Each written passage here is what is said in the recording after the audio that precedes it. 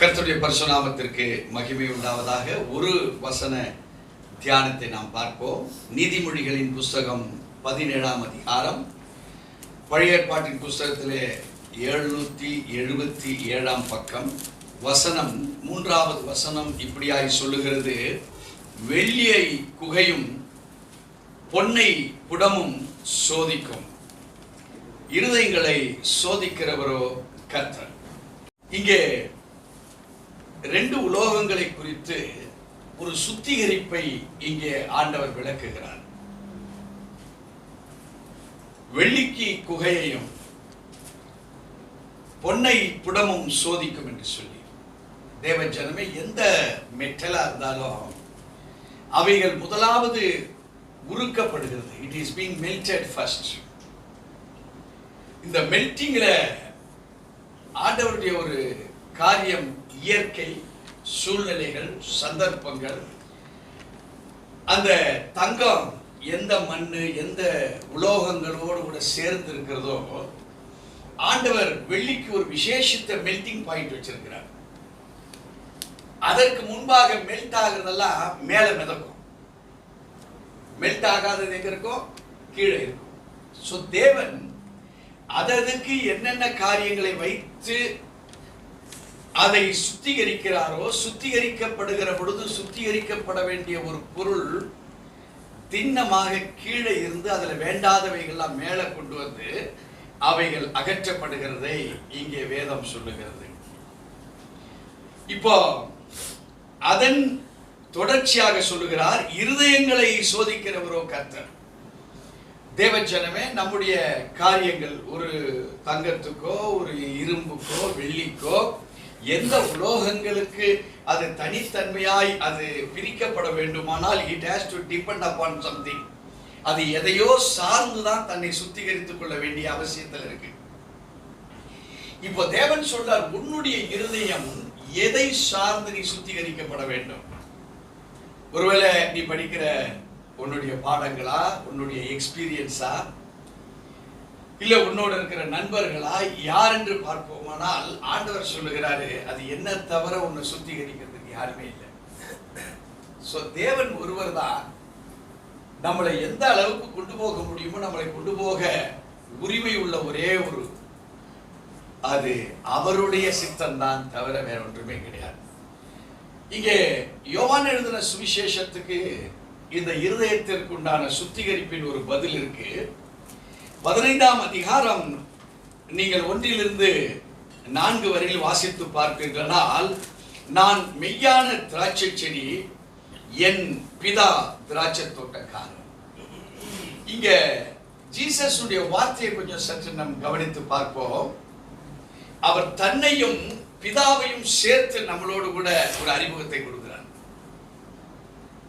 எப்படி ஒரு வெள்ளி ஒரு தங்கம் பிரித்தெடுக்கப்பட வேண்டுமோ, அவைகளோடு கூட இணைக்கப்படுகிற வேறொரு உலோகத்தினாலோ அல்லது அதை சோதனை பண்ணக்கூடிய ஒரு ஹீட் ட்ரீட்மெண்ட்னாலேயோ அதுல நன்மையையும் தீமையையும் பிரிப்பது போல, இன்றைக்கு நம்முடைய இருதயங்களை சோதிக்கிறவர் ஆண்டவராய் இயேசு கிறிஸ்து அவர் சொல்கிறார், கிறிஸ்துவும் தேவனும் நமக்குள்ளாக நம்மை சுத்திகரிக்கிறவர்களாய் இருக்கிறார்கள்.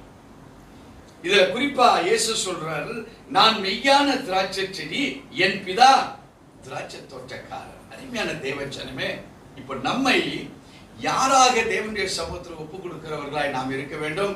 ஆண்டவரே, உம்மை போல நானும் ஒரு மெய்யான திராட்சை செடியாய் மாறுவதற்கு ஏன் இருதயத்தை உங்களுடைய கரத்தில் ஒப்பு கொடுக்கிறேன்? காரணம், Jesus surrendered himself to the Almighty Father. கிறிஸ்துவ அவர் என்னவாக இந்த இடத்துல நமக்கு ஒப்பிட்டு சொல்றாரு? இயேசுவே ஒரு திராட்சை செடியா தான் சொல்றார். தன்னை ஒழுங்குபடுத்துகிறவர் யாரு? தோட்டக்காரராகிய பிதாவாகிய தேவன். அப்ப நம்முடைய வாழ்க்கையில நம்ம கிரைஸ்ட் பிதாவை ஒப்பிட்டு, பிதா என்னை சுத்திகரிப்பார், அவர்தான் என்னுடைய திராட்சை தோட்டக்காரன்னு கிரைஸ்ட் யாரை பிரகடனப்படுத்துகிறார் என்பதை நாம் உணர்த்தப்படுகிற ஒரு விசுவாசியாக மாறணும். நம்ம எந்த காரணத்தை கொண்டு எந்த மனுஷனையோ எந்த பரிசுத்தவான்களையோ எந்த ஒரு வெற்றி பெற்ற ஒரு மனிதர்களையோ நம்முடைய சுத்திகரிப்பு நம்ம பேசிடக்கூடாது. அதிசயத்துக்கு பேசலாம்,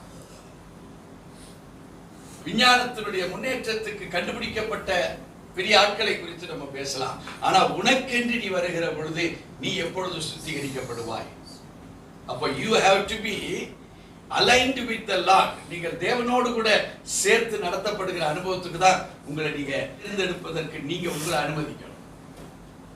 இங்க வேதம் சொல்லுகிறது 2வது வசனத்திலே, என்னில் கனி கொடாது இருக்கிற கொடி எதுவோ அதை அவர் அறுத்து போடுகிறார், கனி கொடுக்கிற கொடி எதுவோ அது அதிக கனி கொடுக்கும்படி அதை சுத்தம் பண்றார்.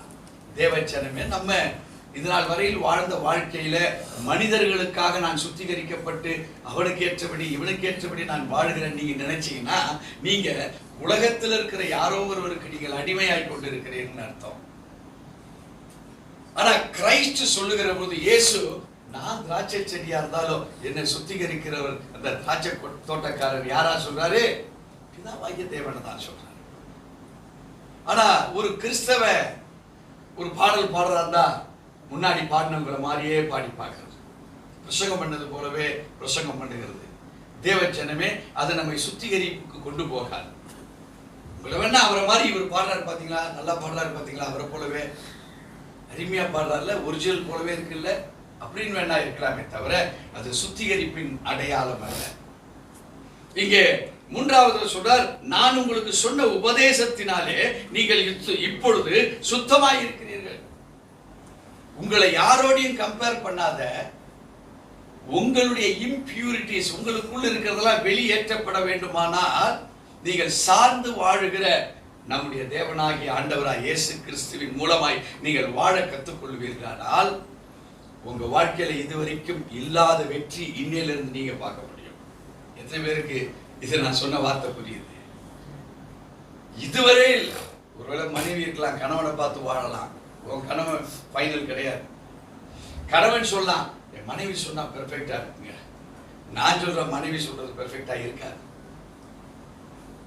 அல்லது இன்னொன்னு சொல்லலாம், எங்க பெரியப்பா தான் எங்களை வளர்த்தவர், அவர் சொன்னா நாட்டாம சொன்ன மாதிரி இருக்கும், இருக்காது. இங்கே ஆண்டவர் சுத்தமா சொல்றார், கிளீனாக 3வது வசனத்துல, நான் உங்களுக்கு சொன்ன உபதேசத்தினாலே நீங்கள் இப்பொழுது சுத்தமா இருக்கிறீர்கள். என்ன உபதேசம் அது?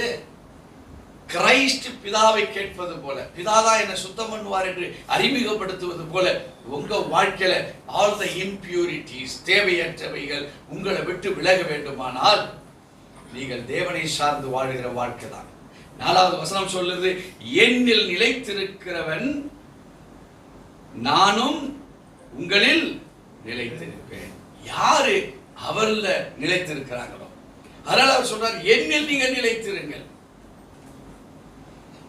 கொடியானது திராட்சை செடியில் நிலைத்திராவிட்டால், பெரிய திராட்சை செடி தான், கீழே அடியில் அறுத்துட்டீங்கன்னா இணைப்பு இருக்காங்க, இணைப்புல கட்டாயிடுச்சு. வேதம் சொல்லுது, நிலைத்திராவிட்டால் அது தானாய் கனி கொடுக்கப்பட மாட்டாது போல நீங்களும் என்னில் நிலைத்திராவிட்டால் கனி கொடுக்க மாட்டீர்கள். தேவஜனமே, நம்மளை அழைத்தவர் மிக மிக மிக உன்னதமான தேவன், உண்மையுள்ள தேவன். உங்களை சீர்படுத்துவதற்கு நீங்கள் தேவனிடத்துல உங்களை கொடுப்பீர்களானால் அவருடைய உபதேசம் உங்களையும் என்னையும் மாற்றும். அல்லேலூயா. சோ ஒரு வெள்ளிக்கு குகை பொன்னுக்கு புடமிடுவது போல நாம் தேவனுடைய உபதேசத்தில் நிலைத்திருக்க நீங்க விரும்புகிறவர்களாய் மாறுவீர்களானால் அது உங்களை புடமிட்டு உங்களை சோதித்து தி பெஸ்ட் கிறிஸ்டியனாக நம்மளை மாற்றும். ஆண்டவர் தாமே இந்த வார்த்தையை ஆசீர்வதிப்பாராக. ஆமென்.